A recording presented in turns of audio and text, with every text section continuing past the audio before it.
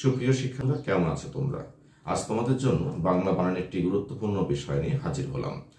যারা বিশ্ববিদ্যালয়, নার্সিং বা ক্যাডেট কলেজ ভর্তির জন্য প্রস্তুতি গ্রহণ করছো এবং চাকরির জন্য প্রস্তুতি গ্রহণ করছো, তাদের জন্য আজকের এই ক্লাসটি অত্যন্ত গুরুত্বপূর্ণ। তোমরা একটু দেখো, আমরা দুটো বানান এখানে আমাদেরকে মাথায় রাখতে হবে, যে মাথায় রাখলে আমাদের ভূত সংক্রান্ত বানান সঠিক হয়ে যাবে। সে দুটি বানান হচ্ছে অদ্ভুত এবং ভূতুরে। এই দুটো বানানই শুধু রস্যকার হবে। আবারও বলছি, ভূত সংক্রান্ত যত বানান রয়েছে এই বানানের মধ্যে দুটো বানান শুধু মনে রাখতে হবে, সেটা হচ্ছে অদ্ভুত আর ভূতুরে। এই দুই বানানে রস্যকার হবে, বাকি সব ভূত জাতীয় শব্দে কি হবে? দীর্ঘকার।